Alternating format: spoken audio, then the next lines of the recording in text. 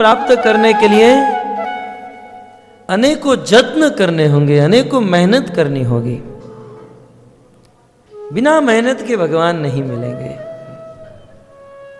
संसार का साधारण धन प्राप्त करने के लिए आदमी कितनी मेहनत करता है, सुबह से लेकर शाम तक गधे और बैल की तरह मेहनत करता है, तब जाकर संसार का साधारण धन मिलता है। कृष्ण रूपी चिन्मय धन प्राप्त करने के लिए क्या मेहनत करने की आवश्यकता नहीं है? अवश्य है, मेहनत करें। और ये मेहनत क्या है? मेहनत है नवधा भक्ति। नवधा भक्ति के द्वारा जब तक परिश्रम नहीं करेंगे, मेहनत नहीं करेंगे, भगवान नहीं मिलेंगे। और नवधा भक्ति में भी मुख्य है श्रवण और कीर्तन। चैतन्य महाप्रभु ने कहा, श्रवण कीर्तन जले करइए सिंचन। जीवन में जब तक श्रवण कीर्तन नहीं करेंगे तब तक भगवान की भक्ति और भगवान की प्राप्ति नहीं होगी। मेहनत। भगवान कृष्ण यशोदा के हाथों में बंध गए। सभी गोपियों को कहा, चलो अपना अपना काम करो, कृष्ण का यही दंड है, इनकी यही सजा है। भगवान कृष्ण को उखल के साथ बांधा गया, रोने लगे। उस दिन बलराम जी घर पर नहीं थे, कहीं और रोहिणी के साथ भोजन के लिए गए थे। बलराम को किसी ने कहा, तुम्हारे भाई कृष्ण को किसी ने बांध दिया है। सूरदास जी अपने पद में इस घटना को लिखते हैं। बलराम जी अनंत शेष के अवतार परम आक्रोश में आ गए, मेरे छोटे भाई कृष्ण को किसी ने बांधा। जिस किसी ने बांधा है आज उनके जीवन का अंतिम दिन है, क्योंकि ये जानते नहीं थे किसने बांधा है। जिस किसी ने बांधा है उसकी पत्नी आज विधवा हो जाएगी, उसके बच्चे अनाथ हो जाएंगे, मार डालूंगा जिस किसी ने कृष्ण को बांधा है। बलराम जी दौड़ कर गए और घर पर जाकर पता चला मैया यशोदा ने बांधा है। बलराम जी की सारी हवा निकल गई। बोले मैया ने। बलराम जी कृष्ण की खबर लेने गए। कृष्ण के पास जाते ही कृष्ण भैया करके रोने लगे, डांटने लगे। मैं तुझे कह रहा था चोरी मत करना, मैं बार बार तुझे मना कर रहा था चोरी मत करना मत करना, अब पकड़ा गया, अब सजा भोग। तो कृष्ण ने कहा, भैया आज के बाद चोरी नहीं करूंगा, लेकिन मुझे अभी छुड़ा दीजिए, बंधन मुझे ठीक नहीं लग रहा। बलराम जी ने कहा, कृष्ण संसार में किसी भी आदमी ने बांधा होता तो मौत के घाट उतार देता, लेकिन क्या करूं, मैया ने बांधा है। और भक्तों, ये कोई साधारण रस्सी का बंधन नहीं, ये तो प्रेम का बंधन है। स्थित ग्रेव दामो दरम भक्ति बद्धम। ये कोई रस्सी का नहीं, ये तो भक्ति का बंधन है भक्तों। इसलिए बलराम जी ने कहा कि और कोई बंधन किसी के द्वारा होता तो मैं तोड़ देता, लेकिन ये यशोदा का बंधन। फिर भी कृष्ण तुम्हारे लिए एक ट्राई अवश्य करूंगा। बलराम जी यशोदा मैया के पास आए और कहने लगे, मैया आप कृष्ण को छोड़ दीजिए। मैया ने कहा, क्यों छोड़ूं? बलराम जी ने कहा, मैं कह रहा हूं ना आप कृष्ण को छोड़ दीजिए, मतलब छोड़ दीजिए। बोले क्यों छोड़ूं? तब बलराम जी कहने लगे, मैया ये कोई साधारण लड़का नहीं है, तू जिसे साधारण बालक समझ रही है ना, ये अखिल ब्रह्मांड नायक साक्षात विष्णु है, विष्णु। मैया जिसने तुझे बांध कर रखा है वो सतयुग में नरसिंह अवतार धारण किया, हिरण्याकश्यप को फाड़ दिया।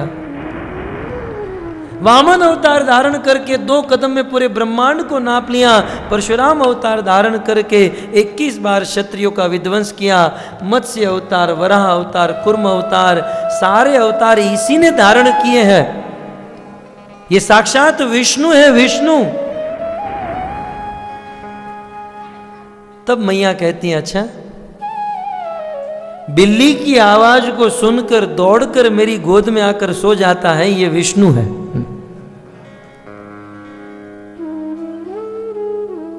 बिल्ली की आवाज से जो डर जाता है ये विष्णु। ठीक है, ये विष्णु, मैं मान लेता हूं कि ये विष्णु है, तू कौन है ये भी बता दे, क्योंकि मैं तो बिल्कुल अनजान हूं ना।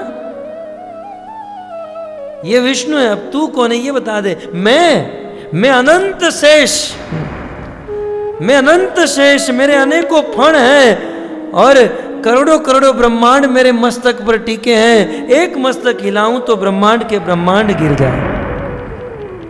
इस प्रकार से जब बलराम जी ने कहा ना, चुपके से मैया ने छड़ी को हाथ में उठा लिया और छड़ी दिखाकर बलराम को कहती है, भाग नहीं तो तुझे भी कृष्ण की तरफ बांध दूंगी। सारे अवतार मेरे ही घर में होने थे।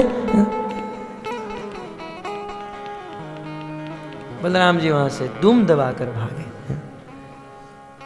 ये है ब्रज का माधुर्य। बड़े बड़े देव द्वार के ठाड़े, बड़े बड़े देवता जिसके तख्त पे झूमते हैं, जिस भगवान का दर्शन करने के लिए लाइन में खड़े रहते हैं, लेकिन वह भगवान ब्रज में सखाओं के हाथों से पीट जाता है, यशोदा के हाथों से बंध जाता है। इसलिए तो ब्रजवासी को कहना पड़ा, ऐसो चटक मटक को ठाकुर, तीनों लोकन हूं मैं नाए। तीनों लोकन हूं मैं नाए, वो तो वैकुंठ में हूं नाए। ऐसो चटक मटक को ठाकुर। ब्रज में भगवान ने अपना जो माधुर्य प्रस्तुत किया है, अलौकिक भक्त दिव्य। किसी भी लीला में भगवान ने इतना माधुर्य प्रस्तुत नहीं किया। तो बहुत सुंदर लीलाएं भगवान कृष्ण किए, यमलार्जु का उद्धार किए।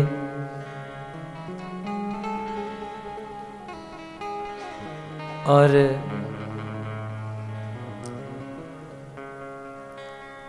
यमलार्जुन का उद्धार करने के बाद सारे ब्रजवासी गण गोकुल से वृंदावन रहने के लिए चले गए। वृंदावन में रहते हुए भगवान ने वत्सासुर का वध किया, बकासुर का वध किया, अघासुर को मारा।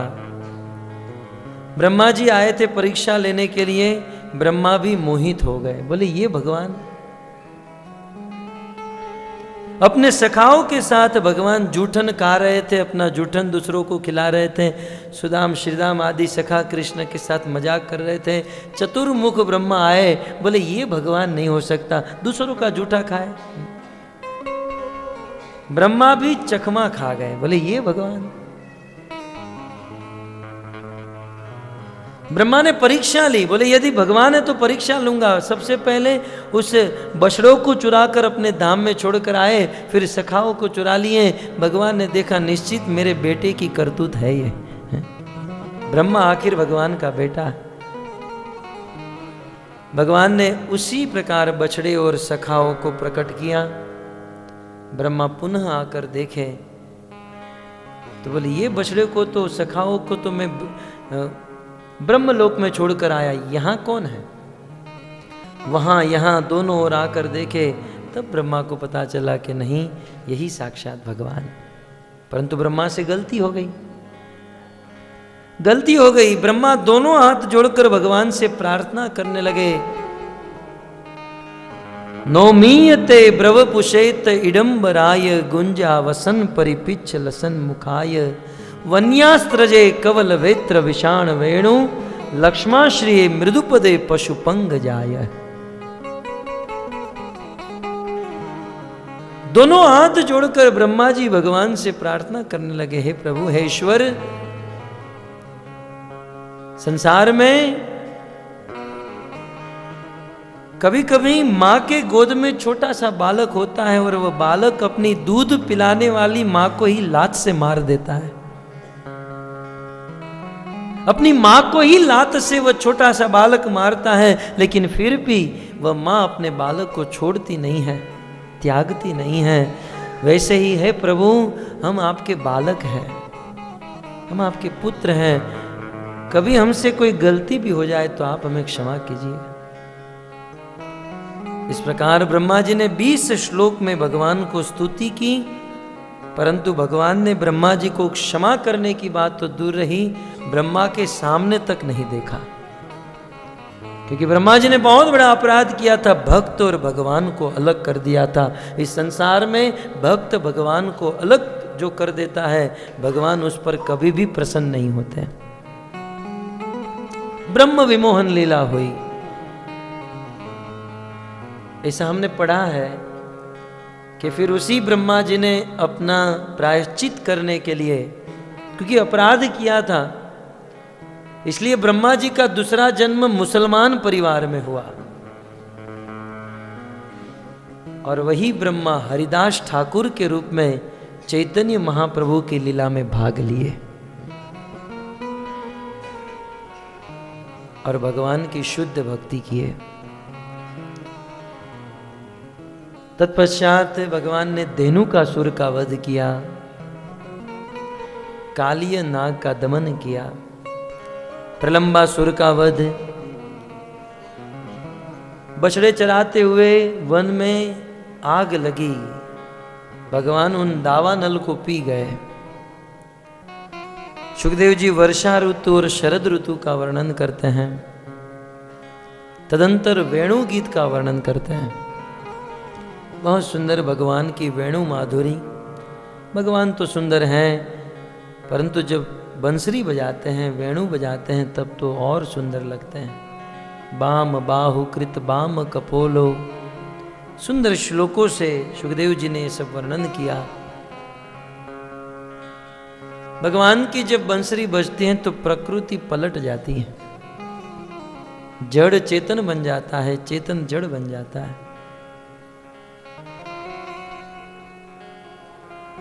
गाए हैं, बांसुरी बजाए आज नंद को मुरारी।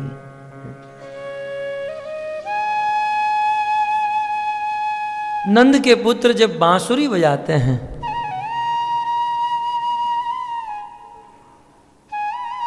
तो खल खल खल खल खल खल बहने वाला जल पत्थर सा बनकर खड़ा रह जाता है। बांसुरी की आवाज सुनकर पत्थर पानी की तरह पिघलने लगता है।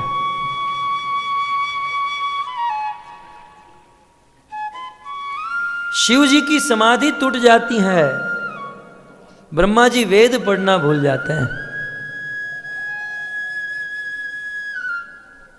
और इतना ही नहीं, जिस भगवान की माया बांसुरी बजते ही अखिल ब्रह्मांड नायक भगवान कृष्ण अपने 3 अंग से झुक जाते हैं, बिल्कुल बांसुरी की ओर झुक जाते हैं। गोपियों को बड़ी ईर्ष्या होती थी कृष्ण की बांसुरी से। गोपियां कहती थी, हम कृष्ण को इतना चाहती हैं, फिर भी कृष्ण हमें अपना संग नहीं देते हैं और बांसुरी को अपने अधर ओष्ठ पर धारण करते हैं। तब बांसुरी कहती हैं, इस स्थान पर पहुंचने के लिए सखी बहुत मेहनत करनी पड़ती है। पहले तो उस वन में ठंडी गर्मी और वर्षा को सहन किया,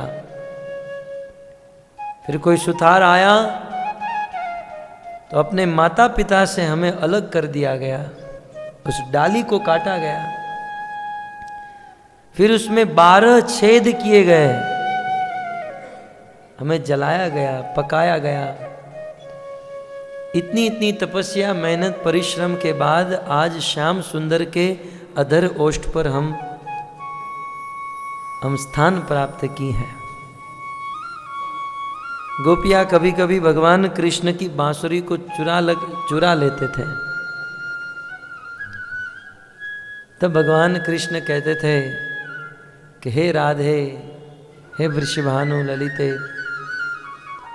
मेरी बंसी मुझे वापस कर दो, क्योंकि बांसुरी के बिना मैं कैसे गाय चराऊंगा, बांसुरी के बिना मुझे चैन नहीं पड़ता है, मुझे मेरी बंसुरी वापस कर दो। वेणु माधुरी, वेणु गीत का वर्णन सुखदेव गोस्वामी ने किया। तत्पश्चात 22वें अध्याय में चीरहरण लीला का वर्णन किया। भगवान कृष्ण ने गोपियों के चीर चुराए, बहुत सुंदर गुह्य लीला का वर्णन। तत्पश्चात भगवान ने यज्ञ पत्नियों पर कृपा की और तदंतर भगवान की बहुत सुंदर गोवर्धन लीला हुई। अपनी एक उंगली में गिरिराज गोवर्धन को धारण किया।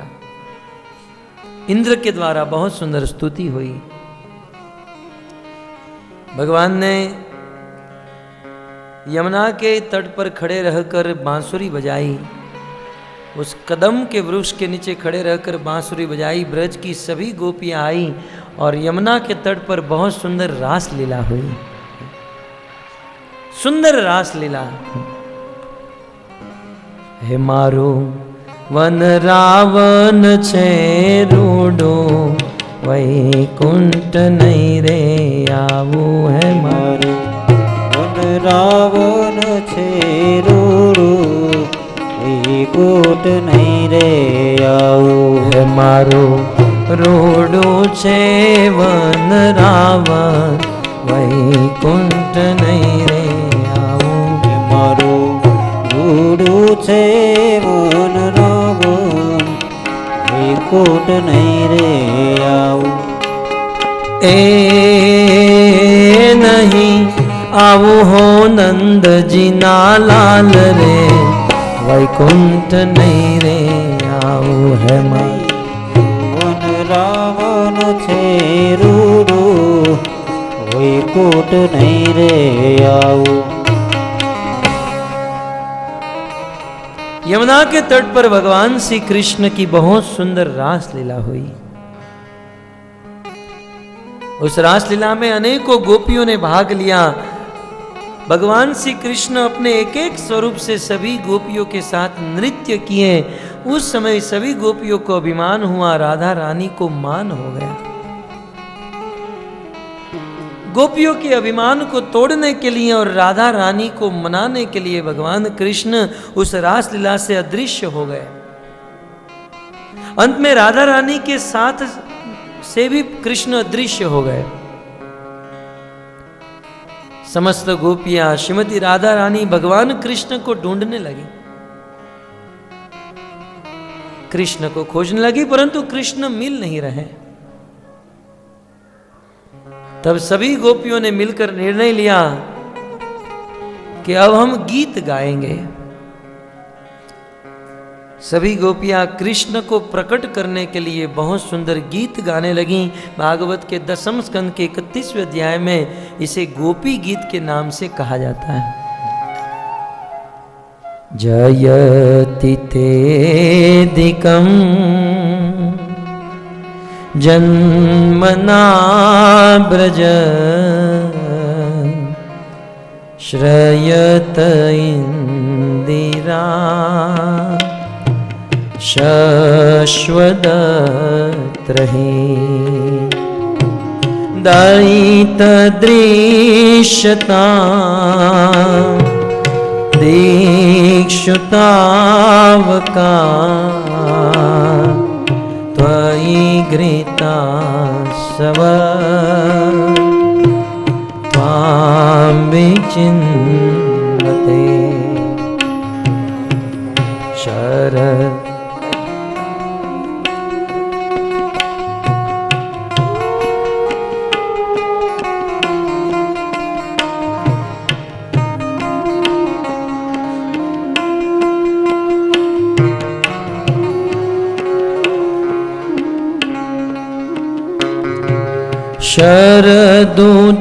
शरदुदाशये साधुजातस, सरसिजोदर श्रीमृषादृशा। सूरतनाथ ते शुल्कदासिका, वरदनिघ्नतो नेह किं वद। प्राप्यया व्यालराक्षसा वर्षमारुता वैदुतानला वृषमयात्मजा विश्वतो भया ऋषभते वयं रक्षिता न खलु गोपिका नन्दनो भवान् अखिल देहिना अंतरात्मने विघ्न सार्थितो विश्वगुप्तये सखौ देवा सात्वतां कुले विरचिता भयं विष्णुधूर्यते चरणमीयुषा संश्रिते भया करसरोरुहं कान्तकामदं शिरसि देहिना श्रीकरग्रह व्रज जनार्तिहं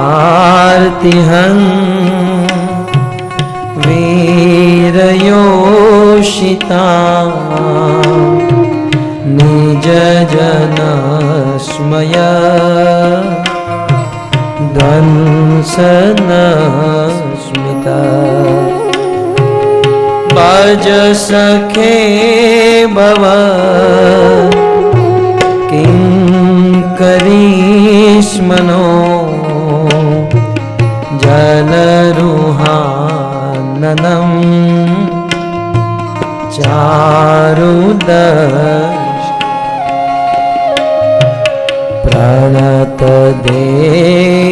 प्रणतदेहिनां पापकर्षणं तृणचरानुगं श्रीनिकेतनं फणिफणार्पितं ते पदाम्बुजं क्रोणकुचेषुना केन्दिरीक्षयम् मधुरया गिरा वल्गुवाक्यया बुधमनोज्ञया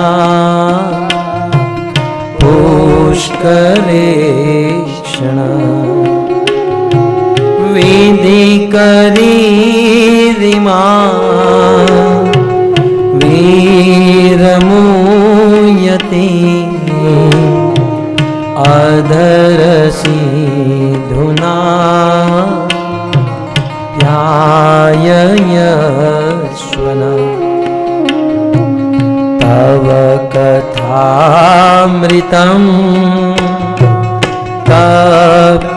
तप्तजीवनं कविभिरीडितं कल्मषापहम्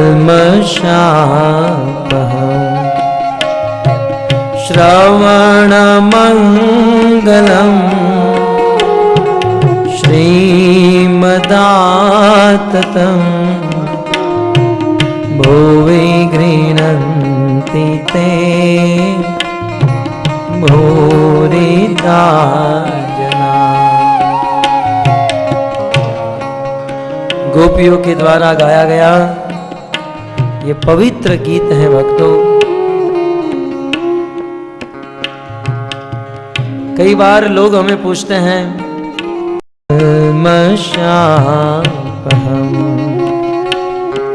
श्रवण मंगलम श्रीमदाततं भुवि गृह्णन्ति ते मुरीदा जना। दिव्य श्लोक श्री चैतन्य महाप्रभु जगन्नाथपुरी में पधारे जगन्नाथ रथ यात्रा में भाग लेने के लिए। उसी समय उड़ीसा का एक बहुत बड़ा राजा जिनका नाम था प्रताप रुद्र, राजा प्रताप रुद्र चैतन्य महाप्रभु के परम भक्त थे और उनको महाप्रभु से मिलने की अत्यंत इच्छा हुई। राजा प्रताप रुद्र ने अपने मंत्री को भेजा महाप्रभु को निवेदन करने के लिए, आप उनको समय दीजिए, उन राजा से मिलिए। परंतु उन दिनों चैतन्य महाप्रभु संन्यास ले चुके थे और सन्यासी का धर्म है वे कभी धनी व्यक्ति से कभी राजाओं से नहीं मिलते हैं। चैतन्य महाप्रभु ने कहा मैं उस राजा से नहीं मिलूंगा। राजा प्रताप रुद्र ने सार्वभौम भट्टाचार्य को कहा कि आप निवेदन कीजिए महाप्रभु मुझसे मिले। सार्वभौम भट्टाचार्य ने महाप्रभु को मनाया कि आप उस राजा से मिलिए। बोले मैं नहीं मिलूंगा। गोदावरी से रामानंद राय आए, उनको निवेदन किया। राय रामानंद ने महाप्रभु से कहा कि आप राजा प्रताप रुद्र को मिलिए, फिर भी महाप्रभु ने ना कर दिया। महाप्रभु के सेक्रेटरी स्वरूप दामोदर ने कहा एक बार तो उस राजा से मिल लीजिए। महाप्रभु बार बार ना कहने लगे और कहे कि आज के बाद यदि किसी ने उस राजा का जिक्र किया तो मैं जगन्नाथपुरी छोड़कर चला जाऊंगा, आप सभी भक्तों को त्याग दूंगा, मैं उस राजा से कभी नहीं मिलूंगा। परंतु राजा के मन में बड़ा भाव था मैं महाप्रभु से मिलूं। जगन्नाथ रथ यात्रा का दिन आया, रथ यात्रा प्रारंभ हुई। महाप्रभु सातों टोलियों में उदंड नृत्य किए।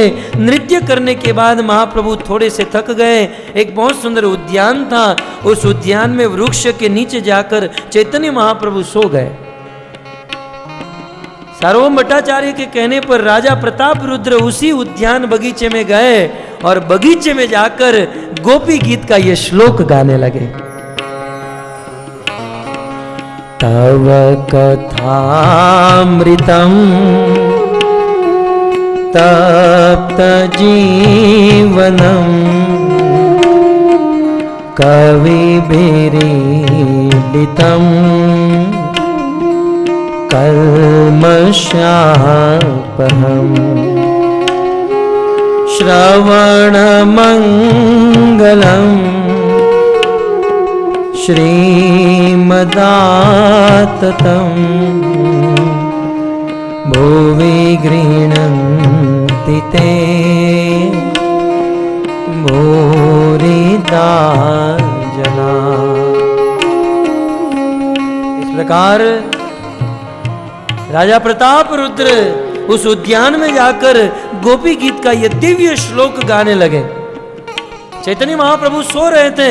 चैतन्य महाप्रभु के कानों में यह गोपी गीत के यह श्लोक की ध्वनि गई। महाप्रभु जग गए, महाप्रभु उठ गए और ढूंढने लगे ये आवाज कहां से आ रही है। राजा प्रताप रुद्र तो अपने भाव में ये गोपी गीत के दिव्य श्लोक को गा रहे थे। महाप्रभु ढूंढ रहे थे कौन गा रहा है, कौन गा रहा है। बार बार जिस राजा को मिलने के लिए चैतन्य महाप्रभु ने ना कहा था, चैतन्य महाप्रभु ने देखा कि ये राजा प्रताप रुद्र ये गोपी गीत का श्लोक गा रहे हैं। महाप्रभु दौड़ कर गए और राजा प्रताप रुद्र को अपने गले लगा लिया, अपनी अखबार में भर लिया। भक्तों, हम भी यदि चाहें कि महाप्रभु हमें भी गले लगाए, महाप्रभु हमें भी इस प्रकार से मिले, भाव से इस गोपी गीत को गाना चाहिए। तव कथामृतम तप्त जीवनम कविभिरीडितम कल्मषापहम् श्रवणमङ्गलम् श्रीमदाततम् भुवि गृह्णन्ति ते भूरिदा जना। दिव्य श्लोक, अद्भुत श्लोक। गोपियां कृष्ण को प्रकट करने के लिए ये गोपी गीत गा रही हैं, और गोपी गीत गाते गाते मानो भगवान कृष्ण की आवाज आई। यमुना के तट पर गोपियां कृष्ण के विरह में हैं, और मानो कृष्ण की आवाज आई और कहने लगी, गोपियां आप तो मुझे बहुत प्रेम करती हो। सत्य है भक्तों, इस संसार में कृष्ण से अनेक लोगों ने प्रेम किया, लेकिन गोपियों ने जो प्रेम किया अद्वितीय, अद्वितीय। गोस्वामी जी कहते हैं, जल में बहुत सारे जीव जंतु रहते हैं। कछुआ भी जल में रहता है, मगरमच्छ भी जल में रहता है, मेंढक भी जल में रहता है, परंतु जल से वास्तविक प्रेम मछली का होता है। क्योंकि कछुआ बिना जल के जी सकता है, मगरमच्छ बिना जल के जी सकता है, लेकिन मछली, जैसे ही मछली को आप जल से बाहर निकालो, वो जल के विरह में तड़प तड़प कर अपना प्राण त्याग देती है। जैसे मछली का प्रेम जल से है, वैसे गोपियों का प्रेम कृष्ण से है। कृष्ण, कृष्ण ही गोपियों के लिए प्राण है, कृष्ण ही गोपियों के लिए जीवन है। और कृष्ण जब गोपियों को छोड़कर चले गए तो मानो गोपियां मृतक हो गई, मानो गोपियों के हृदय से प्राण चले गए। कृष्ण की आवाज आई और कृष्ण ने मानो गोपियों को कहा कि हे गोपियों, आप तो मुझे बहुत प्रेम करती हो, बहुत चाहती हो। यदि हे गोपियों आप मुझे बहुत चाहती हो तो मेरे विरह में आपको मर जाना चाहिए। प्रेमी के विरह में प्रेमिका का प्राण छूट जाना चाहिए। लेकिन हे गोपियों, आप तो अभी भी जीवित हो, आपके जीवित रहने का कारण क्या है? तब गोपियों ने कहा, कृष्ण हम तो आपके विरह में कब की मर गई होती, लेकिन आपके विरह में आपकी कथा हमें जिला रही है। तव कथामृतम तप्त जीवनम कविभिरीडितम कल्मषापहम्।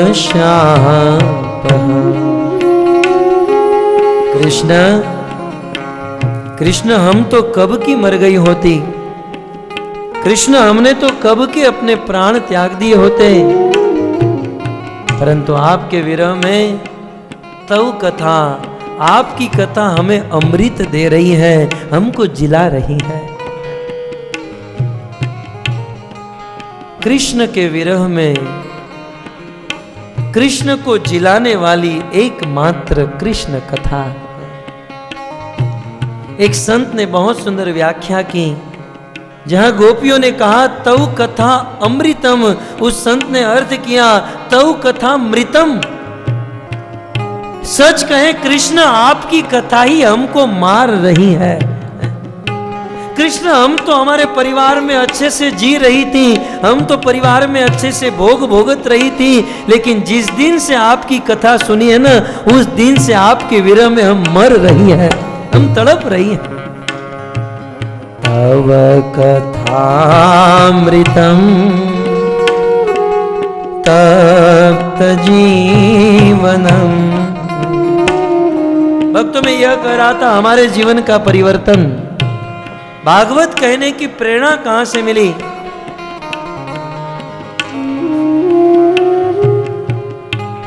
एक दिन हम हमारे गुरुदेव के पास गए। कई वर्षों पहले हरिद्वार में वे भागवत कथा सुना रहे थे। उनकी शरण में गए और उस कथा के दौरान उन्होंने गोपी गीत के ऊपर कथा कही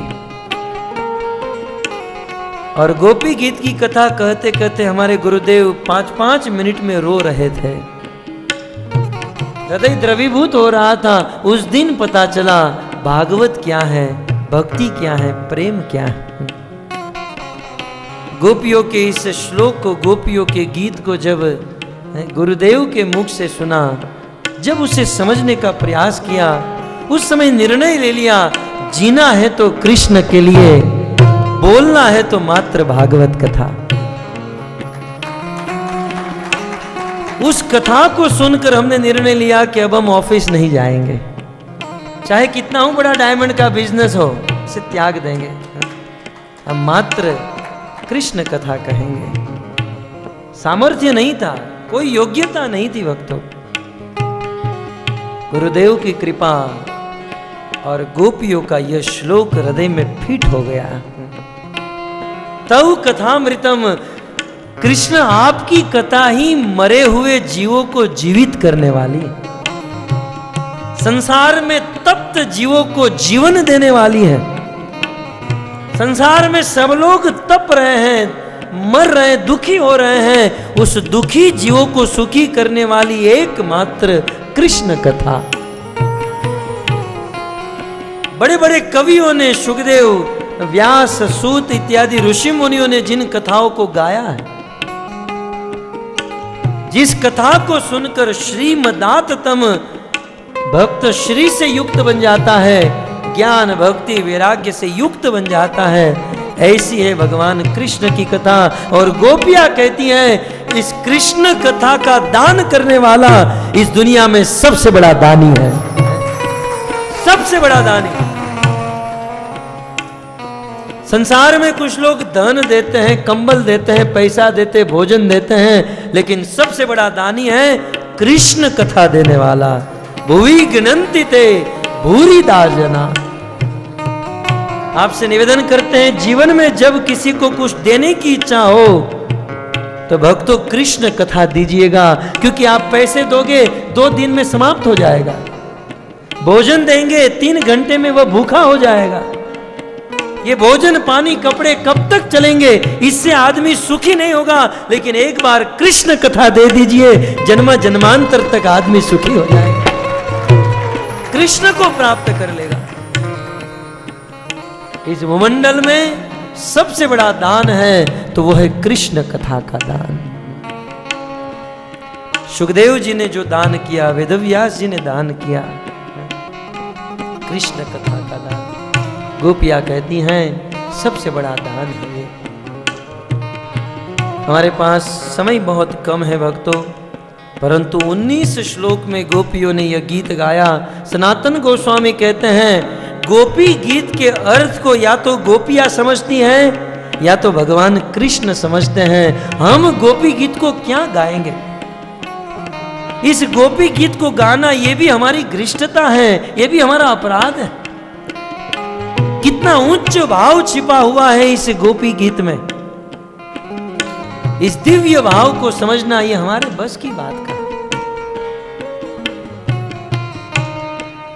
सनातन गोस्वामी कहते हैं इस गोपी गीत के ऊपर कुछ बोलना, गोपी गीत के ऊपर कुछ लिखना, ये तो उसी प्रकार है जैसे सोने के किसी सुंदर नेकलेस को कुदाल के द्वारा ठीक करना। सोने के आभूषण को कुदाल के द्वारा ठीक किया नहीं जा सकता, उससे तो आभूषण और बिगड़ेगा। वैसे सनातन गोस्वामी ने कहा गोपी गीत के ऊपर कुछ बोलना, कुछ कहना, ये तो गोपी गीत को बिगाड़ने के बराबर है। इतना सुंदर भाव, दिव्य भाव है। तो 19 श्लोक का यह गोपी गीत, इसे बार बार पढ़ना चाहिए, संतों के मुख से बार बार सुनना चाहिए, समझने का प्रयास करना चाहिए। श्री कृष्णचंद्र भगवान की। भगवान कृष्ण ने गोपियों को बहुत सुंदर सौभाग्य दिया। यह गीत गाकर रुरुदु सुस्वरम राजन, सारी गोपियां रोने लगी। भगवान कृष्ण प्रकट हो गए। इस प्रकार सुखदेव गोस्वामी गोपी गीत का वर्णन करते हैं। दूसरी ओर नारद जी के कहने पर, नारद जी के उपाय देने पर कंस ने अक्रूर जी को भेजा, जाओ अक्रूर जी वृंदावन से कृष्ण और बलराम को लेकर आओ। अक्रूर जी वृंदावन आए। अनेकों प्रकार के मनोरथ करते हुए अक्रूर जी वृंदावन पहुंचे। कृष्ण बलराम को लेकर जा रहे हैं। नंद बाबा यशोदा हृदय पर पत्थर रखकर कृष्ण को विदा कर रहे हैं।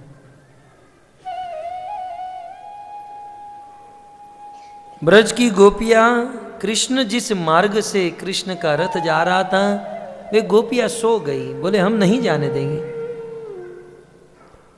कृष्ण ने गोपियों को मनाया, गोपियां मानती नहीं है। गोपियों ने कहा कृष्ण जाना ही है तो अपना रथ हमारे शरीर के ऊपर चला कर जाओ, हमें पहले मार दो, क्योंकि आपके विरह में पल पल तड़पना, पल पल मरने से अच्छा है कि हम एक ही साथ मर जाए।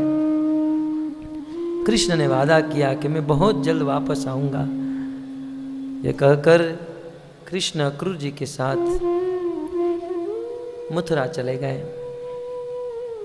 मथुरा जाकर मथुरा वासियों को भगवान कृष्ण ने सौभाग्य दिया। मथुरा में रहकर कृष्ण ने कुब्जा का उद्धार किया, सुदामा नाम के माली का उद्धार किया, रजक का उद्धार किया, एक दर्जी का उद्धार किया। तत्पश्चात कंस के रंग महल में पहुंचे। वहां द्वार पर कुबल्यापीड़ हाथी का वध किया। उस रंग महल में कंस ने कृष्ण को मारने का पूरा प्लान बना दिया था। उस समय कृष्ण बलराम ने वहां पर युद्ध किया, चाणूर मुष्टिक को मारा।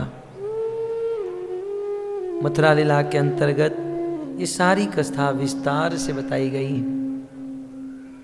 और तदंतर भगवान श्री कृष्ण अपने मामा कंस का वध किए, कंस को मारे, अपने माता पिता को कारागार से मुक्त कराए, मथुरा में रहने लगे। देवकी और वसुदेव ने देखा कृष्ण 11.5 वर्ष बीत गए परंतु फिर भी पढ़े लिखे नहीं हैं। देवकी और वसुदेव ने कृष्ण बलराम को उज्जैन में सांदीपनि ऋषि के आश्रम में विद्या प्राप्त करने के लिए भेजा। वैसे भगवान को विद्या ग्रहण करने की आवश्यकता नहीं। गोस्वामी जी ने कहा, जाके वेद श्वास श्रुति चारी, सो हरि पढ़ यह कौतुक भारी। जिनके सांस से चारों वेद प्रकट होते हैं, उन भगवान को पढ़ने लिखने की क्या जरूरत। लेकिन भगवान मनुष्यों के लिए एक आदर्श स्थापित कर रहे हैं। बिना गुरु के ज्ञान नहीं मिल सकता, गुरु तो चाहिए। गुरुकुल में गए, 64 दिन में 64 कला सीख लिए। गुरु दक्षिणा में गुरु के मृतक पुत्र को जीवित कर भगवान पुनः मथुरा में वापस आए। मथुरा में रहते हुए जरासंध के साथ युद्ध किए। जरासंध, कृष्ण और बलराम मिलकर जरासंध की पूरी सेना का विध्वंस करते थे, जरासंध को छोड़ देते थे। 1 साल तक जरासंध पूरी दुनिया में घूमता था और सैन्य बनाता था, मथुरा पर चढ़ाई करता। कृष्ण बलराम पुनः उनकी सेना को मारते, जरासंध को छोड़ देते। पुनः जरासंध पूरी दुनिया में घूमता और बहुत बड़ी सेना बनाकर आता, मथुरा पर चढ़ाई करता। बार बार कृष्ण और बलराम जरासंध की सेना को मार रहे, जरासंध को नहीं मार रहे। इसका कारण यह है, भगवान कृष्ण ने सोचा दुष्टों का विनाश करने के लिए, पृथ्वी का भार दूर करने के लिए आया हूं। अब किस किस गली में जाऊंगा, किन किन लोगों को ढूंढूंगा, उससे अच्छा है जरासंध सबको चुन चुन कर लाता है और हम हमारे घर पे बैठकर ही सबको मार रहे हैं। मथुरा रहकर ही भगवान कृष्ण ने दुष्टों का विनाश किया। परंतु एक दिन जरासंध को एक मंत्र मिल गया, नमो ब्राह्मणीय देवाय गो ब्राह्मण हिताय च। कृष्ण ब्राह्मणों के देव हैं। कृष्ण ब्राह्मणों से बहुत प्रेम करते हैं। जरासंध ने अनेकों ब्राह्मणों को बुलाया दावत पर, और ब्राह्मण तो ढूंढते ही रहते हैं कहीं दावत मिल जाए। जरासंध के वहां गए भोजन के लिए। जरासंध ने सबको पेट भर के भोजन कराया, हाथ में माइक लेकर अनाउंसमेंट किया। सभी ब्राह्मण संतुष्ट, बोले संतुष्ट। जब ब्राह्मणों ने कहा संतुष्ट हैं, तो जरासंध ने कहा चलो अब मुझे वरदान दो। सभी ब्राह्मण मिलकर मुझे आशीर्वाद दो। बोले क्या आशीर्वाद चाहिए? बोले अब की बार मथुरा पर चढ़ाई करूं तो कृष्ण को हराकर मैं विजय होना चाहिए, और यदि मैं विजय नहीं हुआ तो आप सभी ब्राह्मणों का नाम, अता, पता, एड्रेस मैंने लिख लिया है। ये तलवार देख रहे हो ना, सबका धड़ से मस्तक अलग कर दूंगा। ये तो खिला पिलाकर बकरे को हलाल करने की बात हुई। कभी कोई दुष्ट बहुत प्रेम करे, खिलाए पिलाए, तो समझना चाहिए कुछ गड़बड़ है। यदि मैं हार गया तो मैं आप सबको मार डालूंगा। देख रहे हो ना ये तलवार? सारे ब्राह्मण परेशान, यहां नहीं आए होते तो अच्छा था। सभी ब्राह्मण सीधे कृष्ण के पास गए। कृष्ण, अब की बार जरासंध के साथ युद्ध करते हुए आप हार जाइएगा, नहीं हारे तो वो हमें मार डालेगा।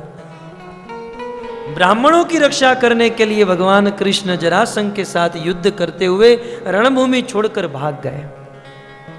रण छोड़कर भागे, इसलिए कृष्ण का नाम हुआ रणछोड़ राय। मथुरा को त्याग दिए कृष्ण बलराम, अनेकों पर्वत, अनेकों प्रांत पार करके सौराष्ट्र में समंदर के पास आए, और भगवान कृष्ण ने एक ही रात में विश्वकर्मा के को आदेश देकर समंदर के बीच में एक बहुत सुंदर नगरी का निर्माण किया, जिनका नाम रखा गया द्वारका नगरी। द्वारिकापुरी का निर्माण किया गया और भगवान कृष्ण उस द्वारिका में रहने लगे। द्वारिका में 11.5 वर्ष तक वृंदावन ब्रज में रहे। 18 साल तक कृष्ण मथुरा में रहे, और 100 साल से भी अधिक भगवान कृष्ण द्वारिका में रहे।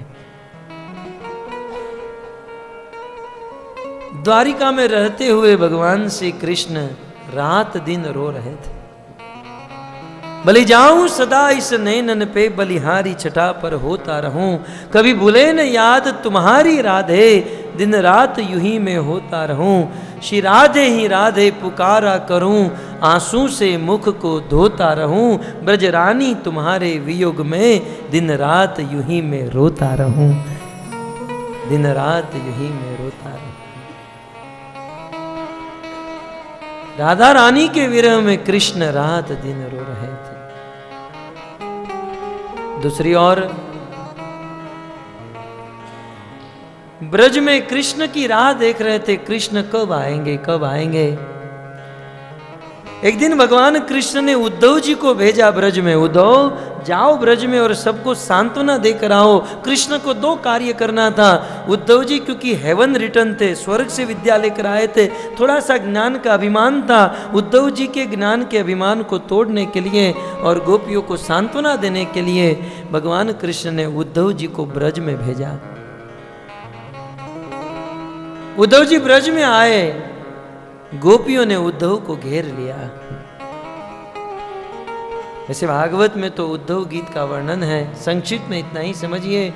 बड़े बड़े संतों ने, आचार्यों ने इस उद्धव गोपियों के प्रसंग पर बहुत बहुत पद लिखे हैं।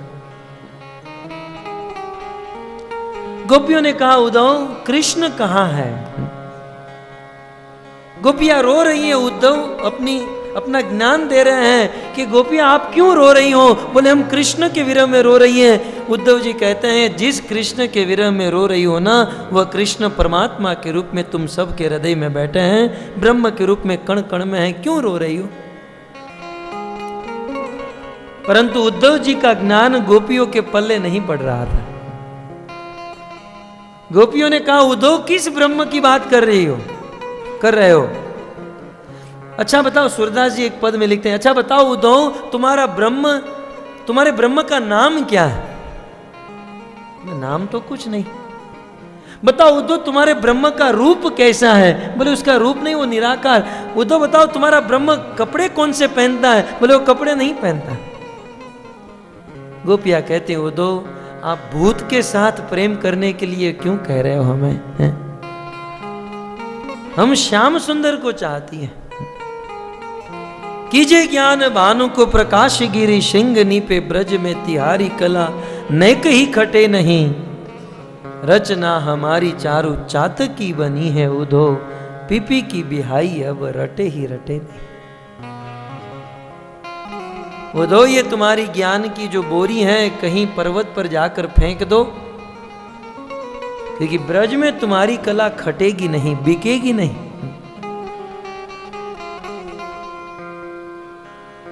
उद्धव जी ने कहा, अपना मन ब्रह्म में लगाओ, परमात्मा में लगाओ। गोपियों की भाषा में सूरदास जी कहते हैं, उद्धव मन न भये 10-20।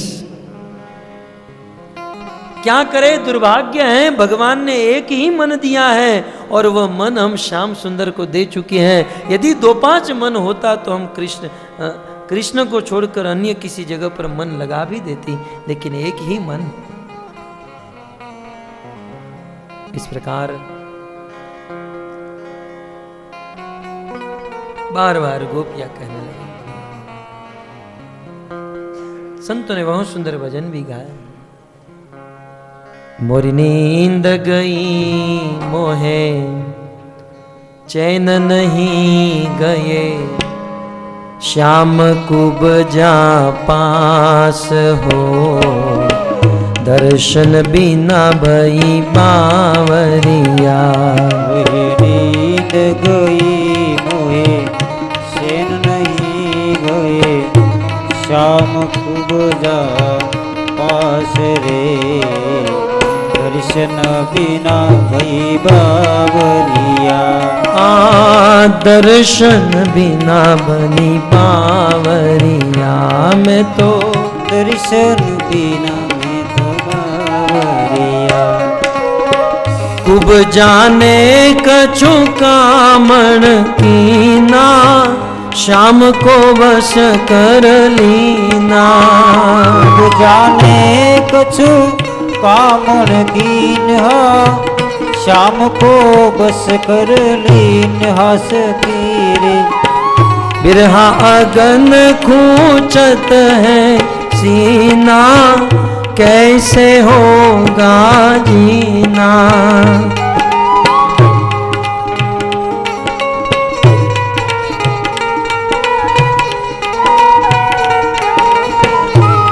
सखीरे कैसे होगा जीना।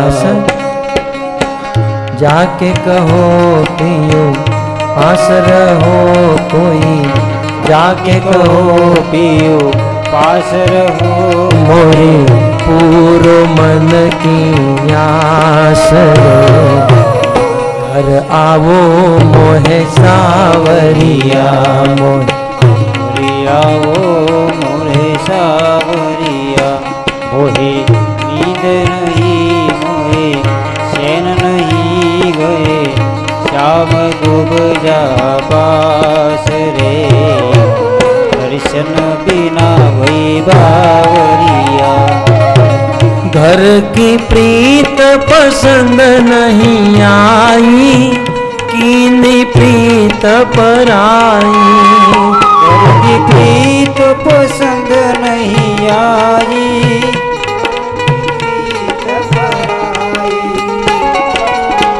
गोरी राधा को ठुकरा कर काली खूब जा भाई, गोरी राधा को ठुकरा कर काली राधा, सखी रे काली खूब जा भाई, सखी काली खूब जा भाई। हाँ नटवर नागर आनंद सागर, नटवर नागरे आनंद सागरे, नटवर नागर आनंद सागर, नटवर नागरे आनंद सागरे। मैं हूँ चरण की दासी हो, दर्शन दिया मैंने बावरिया, दर्शन बिना कोई बावरिया, नींद गई मोहे चैन नहीं गए, श्याम डूब जा पास रे, दर्शन बिना कोई बावरिया। दास तार प्रभु दर्श दिखावो, श्याम सुंदर घर आओ, दास सतार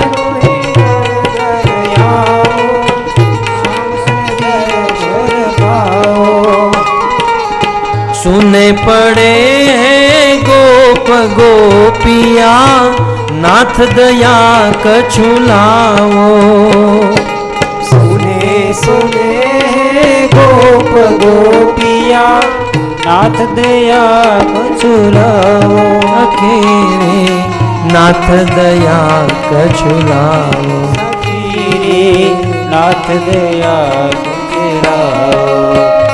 हाँ गोकुल सुना है मधुबन सुना, गोकुल सुना है मधुबन सुना, गोकुल सुना है मधुबन सुना, गोकुल सुना है मधुबन सुना, सुना है यमुना घाट हो, सुन फिरे सब गावरिया,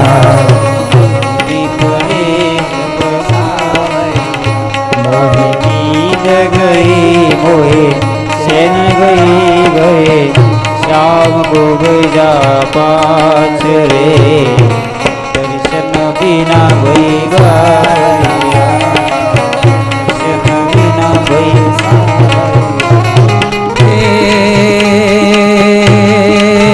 ब्रिज की सब बाला रूप रसाला, करीबे आलानंद लाला, लागी तन ज्वाला पत्रिशाला, दिन दयाला नंद लाला, आए नहीं आला कृष्ण कृपाला, बंसी वाला बनवारी, नर सुखकारी मित्र मुरारी, गए विसारी गिरधारी गिर कहे बिचारी, गिरधारी गिर कहे बिचारी, गिरधारी। श्री कृष्णचंद्र भगवान की जय। इस प्रकार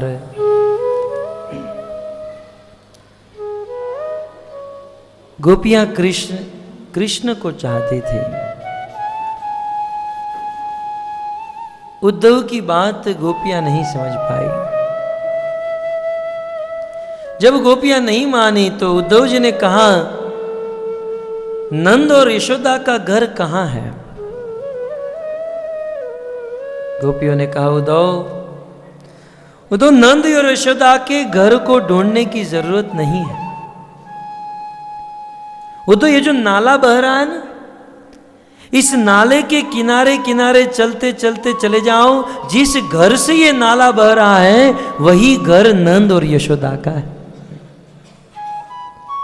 क्योंकि उद्धव जिस दिन से कृष्ण इस गोकुल को छोड़कर चले गए हैं, उस दिन से नंद और यशोदा इतने रो रहे हैं, इतने रो रहे हैं, उनके आंखों के अश्रु ही नाला बनकर बह रहा है। उद्धव जी उस किनारे किनारे चलते चलते नंद यशोदा के घर पर पहुंच गए। यशोदा मैया उद्धव जी के चरणों में गिर गई, दोनों हाथ जोड़कर रोने लगी। उद्धव, मुझसे क्या गलती हो गई कि कृष्ण हमें छोड़कर चले गए? उद्धव, मेरी सेवा में, मेरी परवरिश में कौन सी कमी रह गई? उद्धव, एक बार मैंने कृष्ण को उखल से बांध दिया था। कृष्ण को कहना कि अब कभी उखल से नहीं बांधूंगी, अब कभी नहीं डांटूंगी, लेकिन एक बार गोकुल में वापस आ जाए। कृष्ण लोरी सुने बिना कृष्ण को नींद नहीं आती, कृष्ण को वहां पर कौन सुलाता होगा? इस प्रकार यशोदा उद्धव को मना रही है। और भक्तों, हद तो तब हुई जब नंद बाबा उद्धव जी के पास आए, उद्धव जी के हाथ को पकड़कर गौशाला में लेकर गए। उद्धव, कृष्ण को कहना उनका एक नाम गोपाल है, गाय का पालन करने वाला।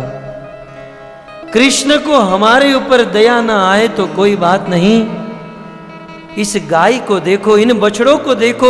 जिस दिन से कृष्ण गोकुल छोड़कर गए हैं, उस दिन से गाय और बछड़ों ने खाना बंद कर दिया है। उद्धव, इन पशुओं ने खाना बंद कर दिया।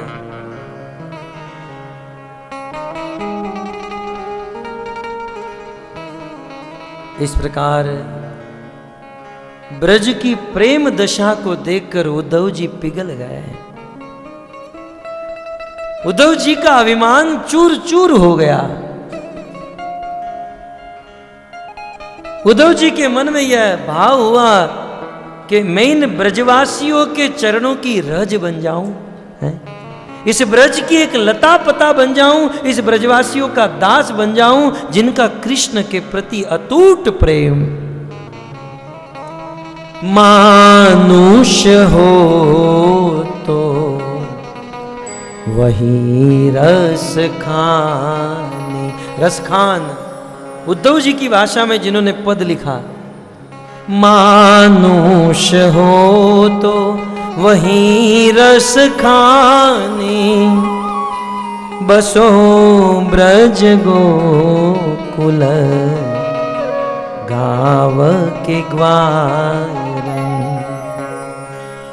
मरने के बाद यदि मनुष्य का जन्म मिले तो हे ईश्वर, हे प्रभु, मुझे यदि मनुष्य का जन्म देना हो तो ब्रज में जन्म दीजिएगा, ताकि ब्रजवासियों का दास बनकर रह सकूं। लेकिन मेरे कर्म तो बहुत बुरे हैं, मैं मनुष्य नहीं बनूंगा। यदि मरने के बाद पशु बनाना हो, जो पशु हो तो कहाँ बस मेरो, जो पशु हो तो कहाँ बस मेरो, चरावत नंद की धेनु मंजार। यदि पशु बनाना हो तो नंद बाबा के 9 लाख गाय के बीच में एक छोटी सी गाय बना देना, एक पशु बना देना। लेकिन मेरे कर्म तो फूटे हुए हैं। यदि मरने के बाद मुझे पत्थर बनाना हो तो गिरिराज गोवर्धन की तलेटी में एक छोटा सा पत्थर बना देना, दास बनकर वहां पर पड़ा रहूंगा। उद्धव जी की ये प्रार्थना। इस प्रकार ब्रजवासियों का अटूट प्रेम, अटूट प्रेम। सनातन गोस्वामी आचार्यों ने बहुत सुंदर लिखा है कि जब तक ऐसे ब्रजवासियों के अनुगत्य में भजन नहीं करेंगे, ब्रजवासियों के अनुगत्य में भक्ति नहीं करेंगे, कृष्ण को प्राप्त करना है, श्याम सुंदर को प्राप्त करना है, तो ब्रज रसिक ब्रजवासियों के अनुगत्य में रहना है, अन्यथा कृष्ण की प्राप्ति असंभव है।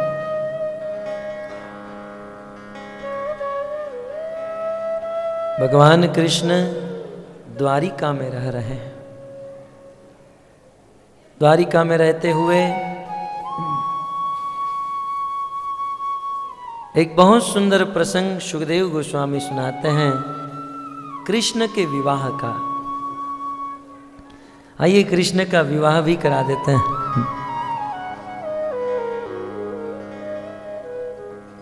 लीला तो बहुत हुई कृष्ण की, अब एक जेन्युइन क्या कहेंगे, बिल्कुल इज्जत से जिन्होंने विवाह किया। कृष्ण का प्रथम विवाह, सुखदेव गोस्वामी कहते हैं विदर्भ देश के राजा जिनका नाम था भीष्मक, महाराष्ट्र के राजा, विदर्भ महाराष्ट्र में विदर्भ देश के राजा थे भीष्मक, और उनकी एक कन्या जिनका नाम था रुक्मणी। उनके अन्य 3-4 भाई थे, उनमें ज्येष्ठ भाई जिनका नाम था रुक्मी। रुक्मणी जिनका जन्म कुंडिनपुर में हुआ, विदर्भ देश में जिनकी परवरिश हुई। रुक्मणी 16 साल की हुई, उनके पिता भीष्मक ने पूछा, बेटा तुम्हारा विवाह कराना चाहते हैं, तुम किससे विवाह करना चाहती हो? रुक्मणी ने कहा मैं कृष्ण से विवाह करना चाहती हूं। पिताजी प्रसन्न हुए, ठीक है आपका विवाह कृष्ण के साथ करा देंगे। उनका भाई रुक्मी भी कहा ठीक है, लेकिन रुक्मी जो था जैसे तैसे जरासंध का मित्र बन चुका था। एक दिन रुक्मी और जरासंध दोनों बैठे थे और बात ही बात में बात निकल गई। रुक्मी ने कहा मेरी बहन रुक्मणी का विवाह कृष्ण के साथ तय कर रहे हैं। तो जरासंध ने कहा मित्र रुक्मी, इस दुनिया में कृष्ण के अलावा और कोई वर नहीं मिला? अरे कृष्ण तो कायर है, निर्लज्ज है, मेरे साथ युद्ध करते हुए भाग गया, अपने जीवन में माखन की चोरी, गोपियों के चीर की चोरी, और कुछ किया है उसने? जरासंध की कृष्ण के साथ शत्रुता थी, क्योंकि जरासंध की 2 कन्या थी, अस्ति और प्राप्ति। इन दोनों कन्या का विवाह कंस के साथ हुआ था, और कृष्ण ने जिस दिन कंस को मारा उस दिन से जरासंध कृष्ण का दुश्मन बन गया। जरासंध ने कहा मित्र रुक्मी, तुम अपनी बहन का विवाह कृष्ण के साथ मत कराओ।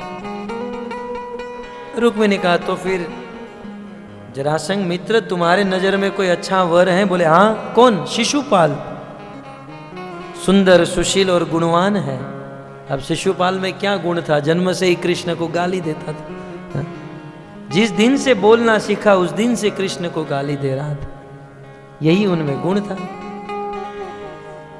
रुक्मी ने कहा ठीक है, कृष्ण के साथ विवाह नहीं कराकर शिशुपाल के साथ तय कर दिया। विवाह का दिन धीरे धीरे करीब आया। अब विवाह के दिन में 2 दिन की देरी रुक्मणी से रहा नहीं गया। रुक्मणी की कोई इच्छा नहीं थी। उस समय रुक्मणी ने एक पत्र लिखा।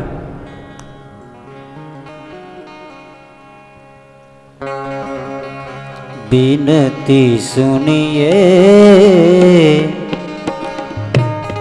नाथ हमारी, बिनती सुनिए नाथ हमारी।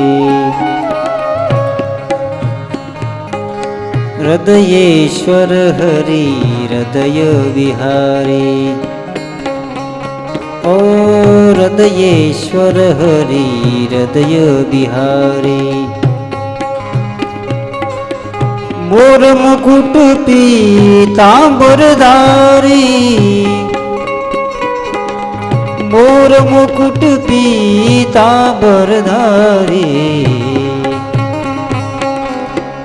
बिनती सुनिए नाथ हमारी।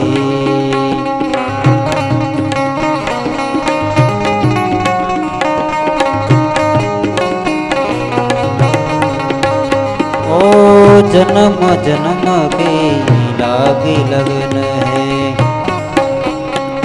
ओ जन्म जन्म के लागी लगन है। साक्षी तारा धरा गगन है, गिने श्वासे यूं कहती है, गिन गिन श्वासे यूं कहती है, आएंगे श्री कृष्ण मुरारी। बिनती सुनिए नाथ हमारी।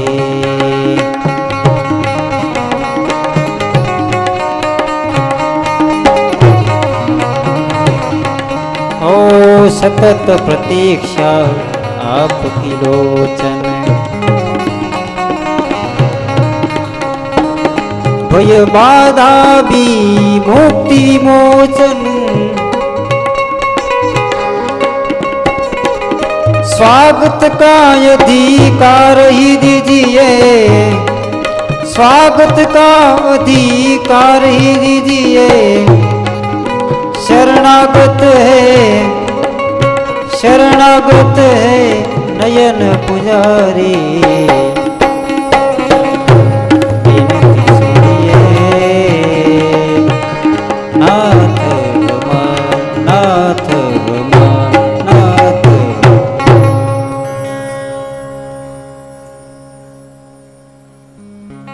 इस प्रकार कृष्ण को पत्र लिखती हैं। विवाह में एक दिन की देरी है, रुक्मणी ब्राह्मण को बुलाती हैं। उस पत्र उनको हाथ में देकर कहती हैं, कृष्ण के हाथों में यह पत्र दीजिएगा। वह ब्राह्मण द्वारिका आए, कृष्ण ने उस ब्राह्मण का स्वागत किया। कहा, विदर्भ देश के राजा भीष्मक की कन्या रुक्मणी ने आपके लिए पत्र भेजा है। ब्राह्मण के मुख से भगवान कृष्ण वह पत्र पढ़ने लगे, सुनने लगे। रुक्मणी ने उस पत्र में लिखा था कि हे कृष्ण, कृष्ण मैं आपसे बहुत प्रेम करती हूं, मैं आपको दिलो जान से चाहती हूं, परंतु मेरा भाई रुक्मी मेरा विवाह शिशुपाल के साथ तय कर चुका है। मैं शिशुपाल के साथ विवाह करना नहीं चाहती, मैं आपके साथ विवाह करना चाहती हूं। कृपया करके आप यहां आइए और मुझे लेकर जाइए।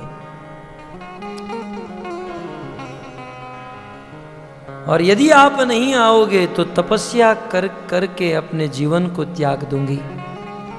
इस जन्म में नहीं मिले दूसरे जन्म में तो मिलोगे, उस जन्म में भी नहीं मिलोगे तो पुनः तपस्या करूंगी। जब तक आप नहीं मिलोगे तब तक तपस्या करूंगी, परंतु विवाह करूंगी तो मात्र आपके साथ। मानो भगवान कृष्ण ने पूछा, कृष्ण के मन में प्रश्न हो, आज तक रुक्मणी और कृष्ण कभी एक दूसरे को मिले नहीं हैं, कभी एक दूसरे से फोन पर बात भी नहीं हुई, न व्हाट्सएप में बात हुई, न फेसबुक में, कहीं भी रुक्मणी और कृष्ण का मिलन नहीं हुआ। तो जिसे कभी देखा नहीं, जिससे कभी बात नहीं हुई, उससे इतना प्रेम कैसे हो सकता है? इतना अधिक प्रेम करने के लिए कुछ आधार तो चाहिए।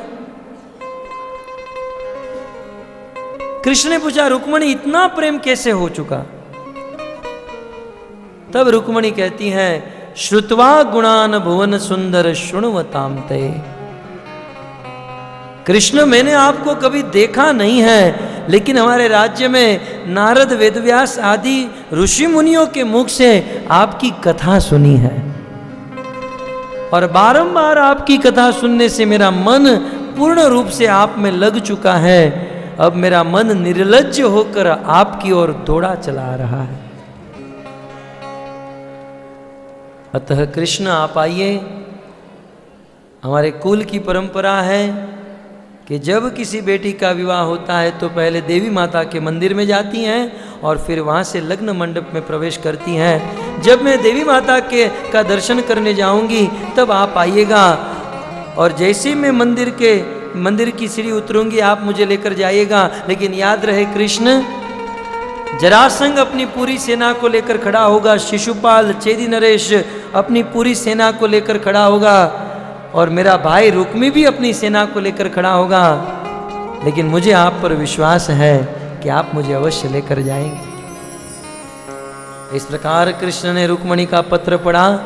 तुरंत भगवान कृष्ण ने अपना रथ निकाला और द्वारिका से महाराष्ट्र विदर्भ देश जाने के लिए निकल पड़े। भगवान कृष्ण उस रथ को तेज गति से दौड़ाए। आज फ्लाइट में भी जाना होता है तो अनेक घंटे बीत जाते हैं।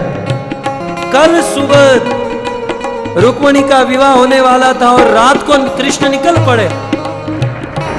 भगवान कृष्ण अपने रथ के घोड़ों को दौड़ा रहे हैं और दौड़ाते हुए कहते हैं कि हे मेरे घोड़ों, शादी करने जा रहा हूं, इज्जत का सवाल है, तेज गति से भागो।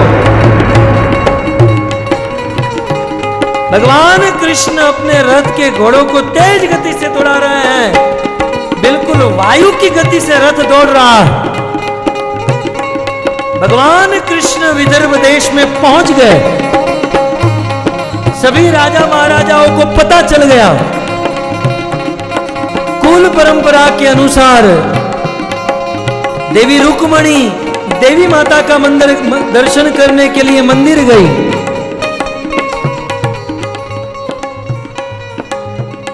अपने सखियों के साथ देवी माता के मंदिर में गई और दर्शन करके जब वापस लौट रही है,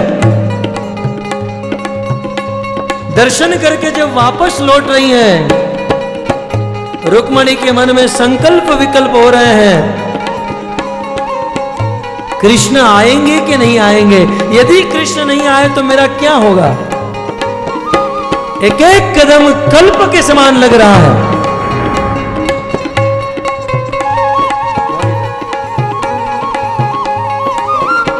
और उसी समय भगवान देवी रुक्मणी धीरे धीरे, थोड़ा कम करो यार, देवी रुक्मणी धीरे धीरे उस मंदिर से उतर रही है। सभी राजाओं ने अपनी अपनी सेना को तैनात कर दिया। रुक्मी आदेश दे दिया, कृष्ण को देखते ही मार डालना। शिशुपाल जरासंध अपने अपने सैनियों को आदेश दिया, कृष्ण को देखते ही खत्म कर दो।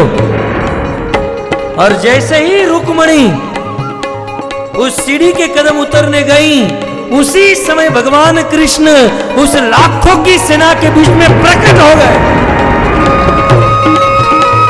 सर पर सधर यमर कर अनुसर कर पर धर मैल करे, अरे हर सुर यवर पर यतियन कर नटवर मन हर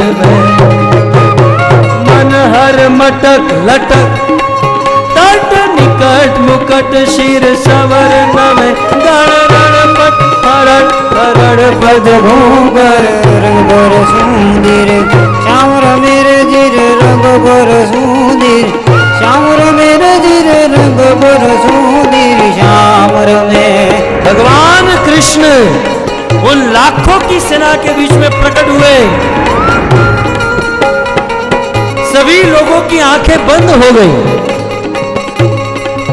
जैसे सिंह हजारों सियारों के बीच में से अपना भाग लेकर निकल जाता है, वैसे भगवान कृष्ण रुक्मणी को लेकर वहां से निकल गए।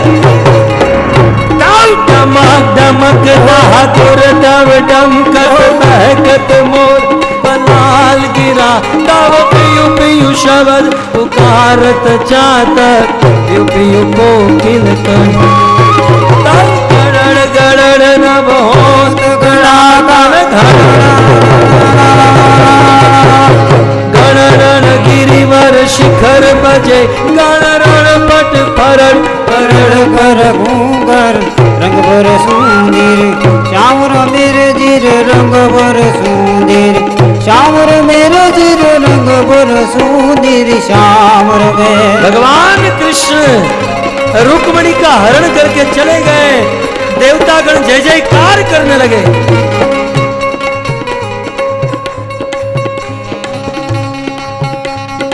हरे कृष्णा कृष्णा कृष्णा हरे हरे, हरे राम राम राम हरे हरे। हरे कृष्ण कृष्ण हरे हरे, हरे राम हरे हरे। बोलो हरे कृष्णा हरे कृष्णा कृष्ण कृष्ण हरे हरे, हरे राम राम राम हरे हरे। हरे कृष्णा कृष्णा कृष्णा हरे हरे, हरे राम राम राम हरे हरे। हरे कृष्णा कृष्णा कृष्णा हरे हरे, हरे राम राम राम हरे हरे। हरे कृष्णा कृष्णा कृष्णा हरे हरे, हरे राम राम राम हरे हरे। हरे कृष्णा कृष्णा कृष्णा हरे हरे, हरे राम राम राम हरे हरे। हरे कृष्णा कृष्ण कृष्ण हरे हरे, हरे राम राम राम हरे हरे।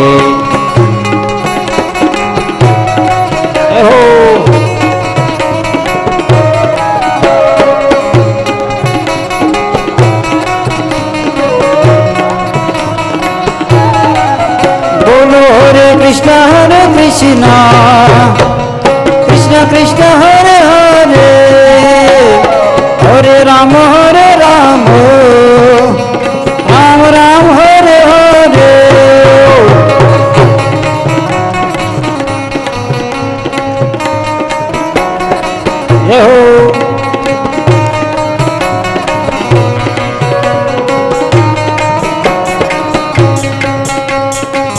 हरे कृष्णा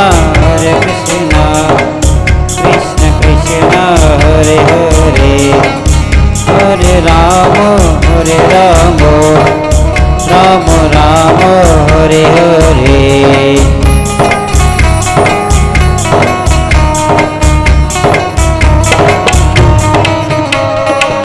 हरे कृष्णा कृष्ण कृष्ण हरे हरे, हरे राम राम राम हरे हरे।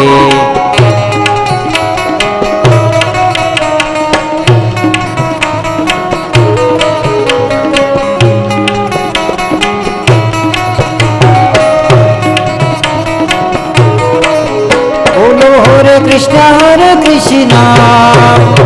कृष्ण कृष्ण हरे हरे, हरे राम राम हरे हरे।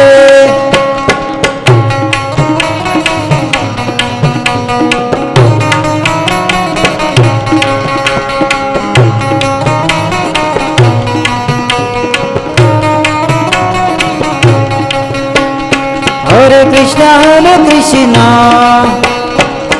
कृष्ण हरे हरे, हरे राम राम हरे हरे।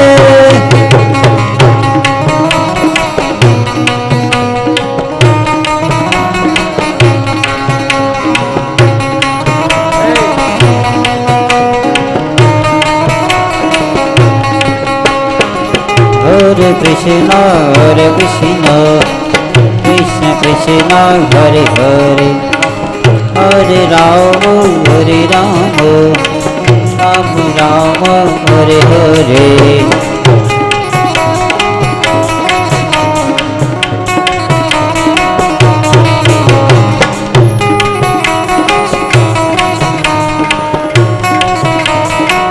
भंगभूषण हो जाए तो बोल देना, हरे कृष्णा हरे हो जाए तो बोल देना।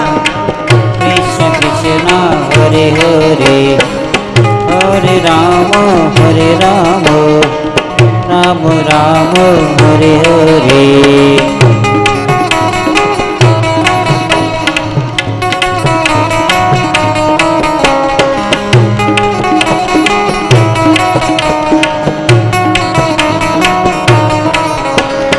हरे कृष्ण कृष्ण कृष्ण हरे हरे राम राम राम हरे हरे। जय हो।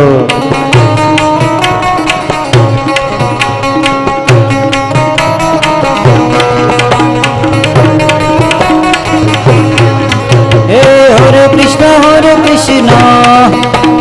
कृष्ण कृष्ण हरे हरे हरे राम राम राम हरे हरे।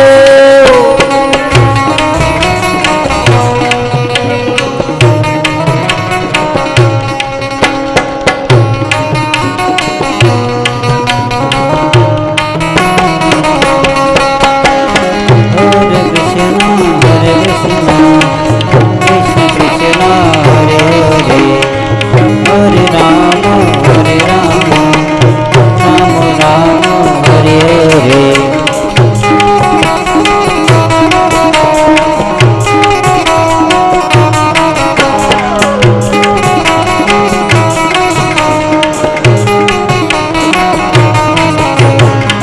हरे कृष्ण कृष्ण कृष्ण हरे हरे हरे राम राम हरे हरे।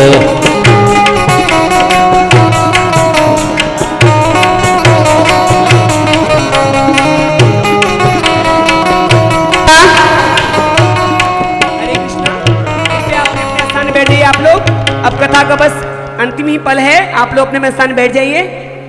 कृपा करके शांति बनाए रखें, अपने अपने स्थान पे विराजमान हो जाइए सब लोग। सबसे निवेदन है अपने अपने स्थान पे रख लो, सबसे निवेदन सब अपने स्थान पे रख जाओ।